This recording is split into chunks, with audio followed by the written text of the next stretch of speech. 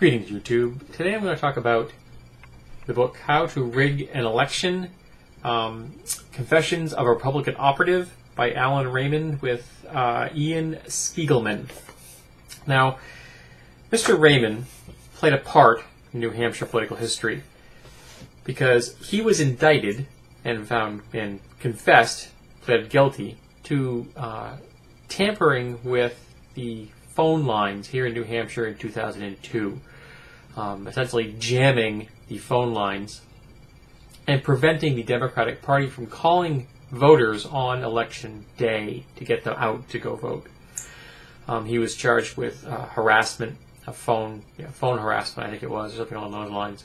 And he served 3 months in a federal penitentiary. And when he says he's a Republican operative, that's what he was. He was paid by the Republican National Convention to do anything he had to do, lie, cheat, deceive, to make sure that the candidate he represented won, and do everything in his power to make sure that the candidate he was opposing, the Democrats, lost. And through most of his career, he did this, pushing the boundary, bending the law as much as he could without breaking it, until he encountered New Hampshire and the tactic of jamming phone lines by having people call numbers repeatedly and then hanging up. Then he crossed the line, and he got into trouble, and eventually he did some federal time. Now, frankly, I did not find him an overly sympathetic individual. This is essentially an autobiography about his entire political career.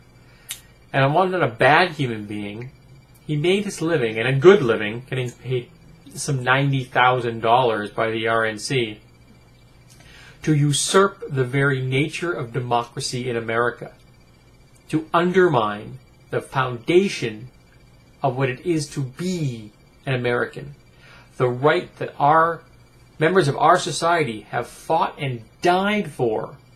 And it was his job for $90,000 a year to destroy that. So I personally think that maybe 3 months in federal pen was just a little light. I personally think what he did was treason. He should have spent a whole lot more time in prison. More like 3 years.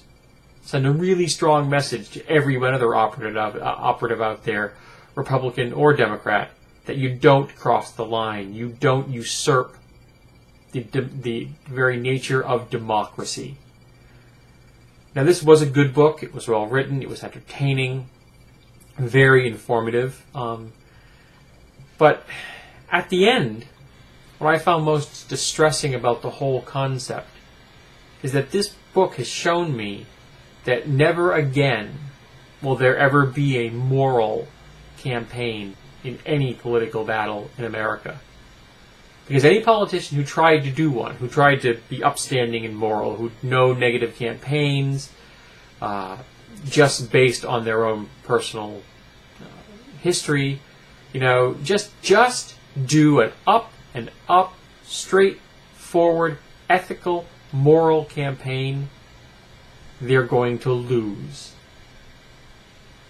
Because the candidates that are willing to do the dirty tricks will win. And every year the dirty tricks get dirtier and trickier. They get more clever because they learn from each other. And every year they ramp up the raunch a little more. I'm currently being inundated with political ads everywhere. They're on YouTube.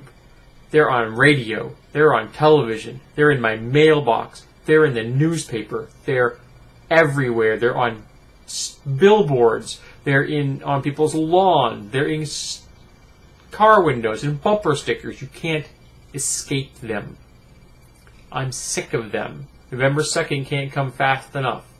But then again, we're going to be ramping up for the next election in 2012. This is an important book, though, and I recommend it for anyone who is into politics in America, which should be everyone. We need to make sure that we're informed. Because while I may not find him the most sympathetic individual in the world, he made a very good point at the end. The system is corrupt. It's utterly and absolutely been co-opted by the lobbyists and by the operatives whose job it is to destroy democracy in the name of their candidate. And the parting line in the book is an important question, one that every American needs to consider and decide what is going to be their response. And that question, what are you going to do about it?